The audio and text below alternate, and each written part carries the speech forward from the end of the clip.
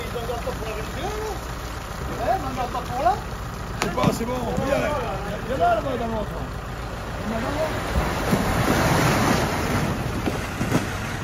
Là, ils vont pas sortir, ils vont pas rentrer là.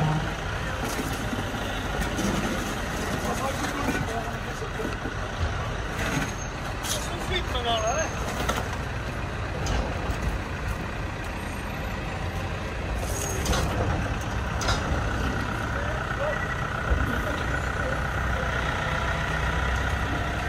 Il est où ça, Simon?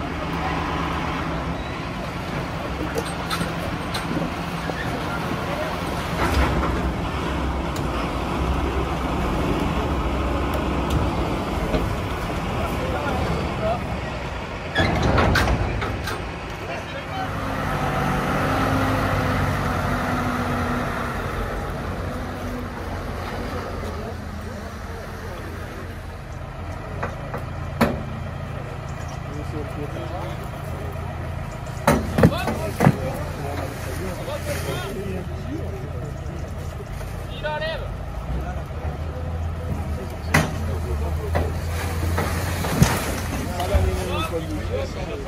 C'est ça,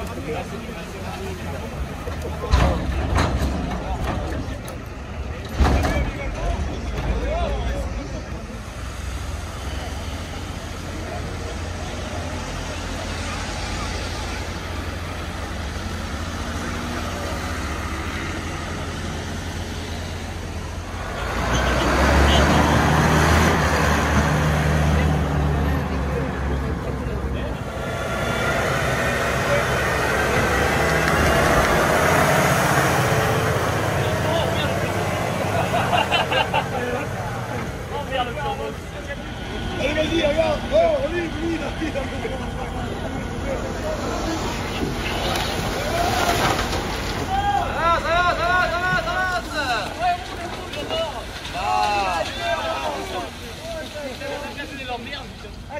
Donne un coup de frère, donne un coup de frère. Ah non, il n'y a pas de frère.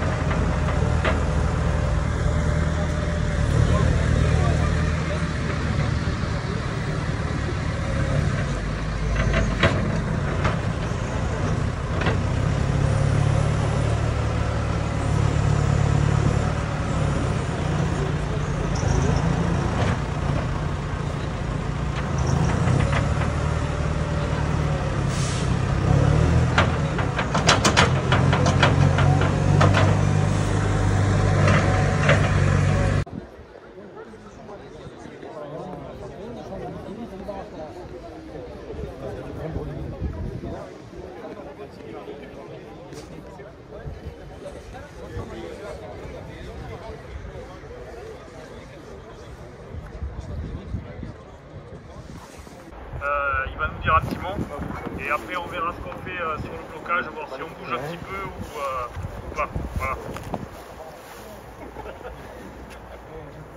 Bonjour, donc comme vous l'a dit Nicolas, je suis donc le député de cette circonscription et je suis venu pour vous apporter mon soutien total et entier et surtout récupérer vos revendications pour essayer de les faire remonter dès demain auprès du ministre de l'Agriculture. Voilà, je suis tout à fait conscient de vos problèmes. L'agriculture est importante dans notre pays. Imaginons un pays sans agriculteurs. Je crois qu'il faut absolument maintenir les fermes, continuer bien sûr à travailler dans le monde agricole et dans des conditions différentes. Donc, je soutiens, je comprends vos problèmes. Notamment les revenus, c'est surtout les revenus. Les revenus agricoles, vous travaillez beaucoup, vous avez un métier difficile et les revenus ne sont pas au rendez-vous. On a aussi évoqué avec vos responsables le problème du gasoil et donc tout ça fait qu'il y a du travail et que j'espère que les choses vont s'améliorer pour vous et ça. Voilà, en tout cas, vous pouvez compter sur mon soutien total auprès du ministre que je contacterai dès demain. sur l'activité de l'Assemblée nationale, il y a quand même pas une. De la bonne viande limousine. Ouais, mais il a fait.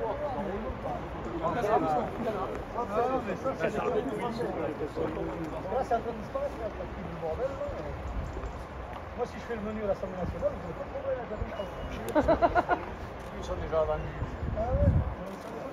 On n'a pas parlé on n'a pas parlé, on était intéressé beaucoup au problème de la tuberculose bovine avec Jérémy. Je ne sais pas où on est aujourd'hui. Est-ce que ça continue à se développer? Il y en a toujours autant. Sur des petits abats de Québec, pour regarder, ils sont comme ça. C'est peut-être qu'il faut leur rendre. Non, ne faites pas Ah, forcément si, ça. attends. Si, il a raison. Tu connais, tu sais comment ça se passe. Oui, juste, il y a des humains derrière les têtes. Voilà, il y a des problèmes. Je suis pas méchant pour dessus. Mais par contre, là, je commence à le dire. En tout cas, je comprends tout à fait votre position et je vais me faire d'interprète auprès du ministre. Je vous remercie. Ouais. À ces coûts de production. Donc c'était une opportunité terrible pour nous de faire valoir ça. Et aujourd'hui, bien sûr, que ce soit tous ceux que j'ai cités, mais même les transformateurs, les abatteurs jusqu'au GMS, aujourd'hui, ils ne jouent pas le jeu. Donc moi, aujourd'hui, ce que je propose, c'est qu'on aille à l'abattoir, on va faire un petit cortège. Alors je pense qu'aujourd'hui, il faut peut-être qu'il en ait qui restent ici quand même. Il faut qu'on se partage en deux.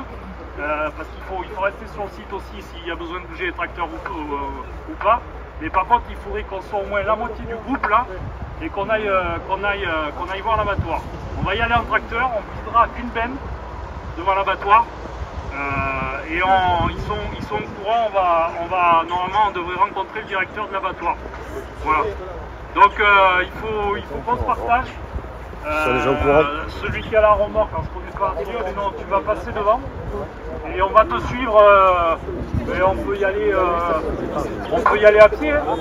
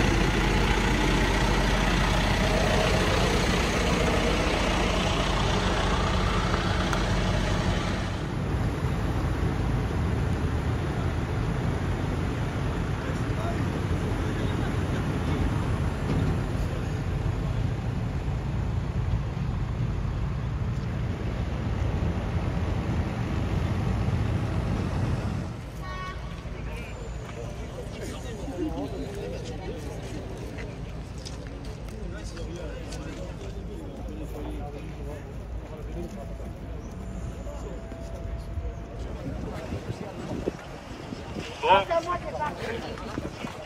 Donc voilà devant l'abattoir. Je voudrais quand même remercier quand même M. Gagne-Peine d'être sorti et nous accueillir. Si on a voulu se déplacer du rond-point jusqu'à l'abattoir, c'est ce que j'ai dit tout à l'heure, mais je vais le répéter. Aujourd'hui, pour la majeure partie d'entre nous, on est éleveurs. Et par rapport à l'élevage, aujourd'hui, il y a une loi qui s'appelle Egalim 2, qui existe depuis plusieurs années. On a fait un gros travail syndical sur le département pour essayer de mettre en place cette loi. On a fait de la formation, on a fait de l'information, les gens posent des contrats. On a fait le point par rapport à nos coopératives, nos marchands de bestiaux, nos clients, puisque aujourd'hui la plupart des animaux qui sont sur le département passent par l'abattoir Kéréa. Une partie. Pas tous malheureusement, mais une bonne partie. Et donc comme je l'ai dit, cette loi normalement elle était faite pour faire valoir nos coûts de production aujourd'hui.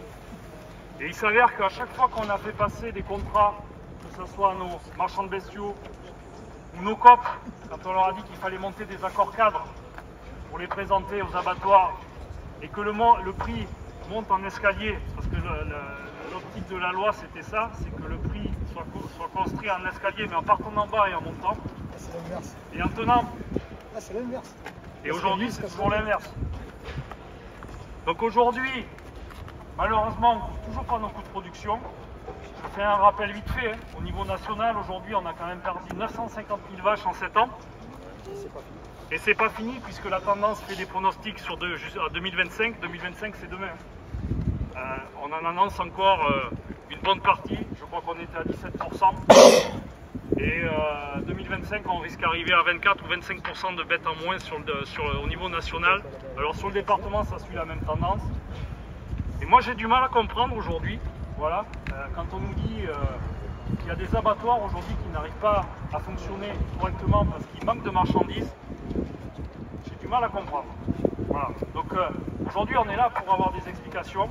On est là aussi pour entendre pourquoi aujourd'hui, alors que la loi l'impose, les contrats qui devraient être mis en place ne sont pas mis en place, et pourquoi ils nous sont refusés systématiquement.